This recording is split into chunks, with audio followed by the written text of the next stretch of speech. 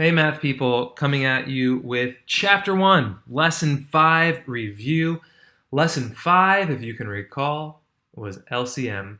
LCM, those three letters stand for least common multiple.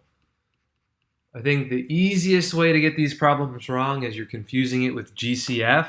So you got to think about it. What is a multiple? A multiple of a number, let's say the number 7, for example. Its multiples are 7, 14, 21, 28, 35, and so on and so forth. When we're talking about the LCM, the least common multiple, we're asking ourselves, what number is a multiple that's common between two numbers? And let's jump right into the strategies we talked about. The first one, similar to GCF, is making a list of each of the multiples for the set of numbers and comparing those lists. So for example, if I had the numbers 4 and 6, one way you can find the LCM is just to sit here and list the multiples. 4, 8, 12, 16, 20, 24, 28, and so on. And do the same thing for 6, our second number. 6, 12, 18, 24, 30, 36, and so on. And we're looking for the least common. So that would mean the smallest number that is in both of these lists. Well, if you go through and compare, the smallest number that is in both of these lists is the number 12. It's a multiple of 4 and it's a multiple of 6. So the least common multiple, the smallest number that's common for both of these, is 12. Now, some of you might not like this listed out strategy. You might say, I might make a mistake, or the common multiple might take forever to get to. It might not be the second or third number in a list. And so there's another strategy we went over, that weird one called upside down division. And I'll go through that strategy as well. So instead of making a list, instead of sitting there and going, all right, 16, 32, 48, and so on, the other way to do this,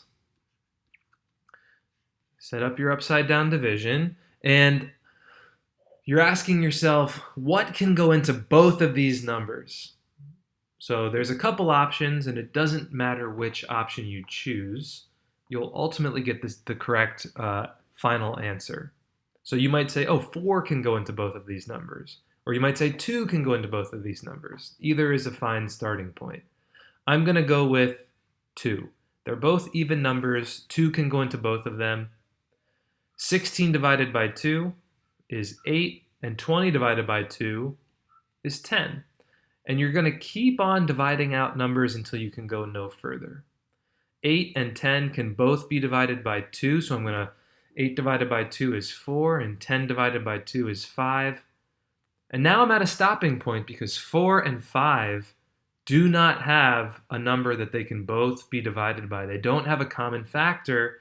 So I'm going to circle all these outside numbers because these are what make up my least common multiple. The LCM of 16 and 20 is the product of 2, 2, 4, and 5. I need to multiply those outside numbers together.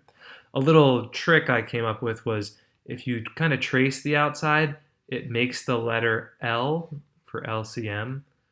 2 times 2 is 4. 4 times 4 is 16, and 16 times 5 is 80.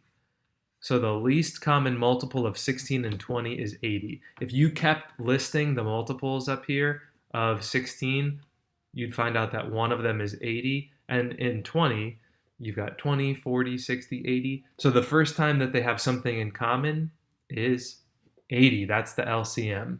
The only other thing you need to be careful of is if there are more than 2 numbers. In this example, there's 1, 2, 3 numbers. If you have more than 2 numbers that you're trying to find the LCM for, be careful because it's just a little bit different. You can still set up your upside down division, or if you'd prefer, you could make a list of your multiples. I'm going to go through upside down division here. Question 1, when you have more than 3 numbers, should be, is there anything that can go into all 3 numbers? Sometimes the answer will be yes, sometimes the answer will be no. In this case, the answer is no. There is nothing that can go into 4 and 15 and 18. When that happens, you have to move to your second line of questioning, which is there something that can go into 2 of the numbers? If not all 3, can something go into just 2 of them? And in that case, the answer is yeah. 4 and 18 are both even. They share a common factor of 2. So I'm going to divide 4 by 2, which is 2. 18 divided by 2 is 9. And the 15, since we didn't divide it by 2, that wasn't one of the things we were dividing, I'm just going to drop it down. And I'm going to repeat my line of questioning. Can anything go into all 3 numbers? And the answer is no. 2, 15, and 9 don't have a common factor. Well, can something go into just 2 of these numbers then? And the answer to that is yes.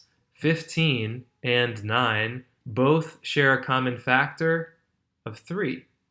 So the 2 is going to get dropped down. I'm not dividing it by 3. 15 divided by 3 is 5, and 9 divided by 3 is 3. All right, back to my original line of questioning. Can anything go into all 3 numbers? No. Can anything go into just 2 of these numbers? No. So that means I've got to a stopping point here. The numbers on the outside, 2, 3, 2, 5, and 3, or the things that kind of make an L shape, these are going to be my LCM. So 2 times 3 times 2 times 5 times 3. If you multiply all of these numbers together, you will get your least common multiple. 2 times 3 is 6, 6 times 2 is 12, 12 times 5 is 60, and 60 times 3 is 180. Woo! If you made a list of the multiples here, like let's say you were listing out the multiples of 4, 8, 12, 16, etc., you'd have to keep going till you got to 180 until you found something that's common between all 3 of these numbers.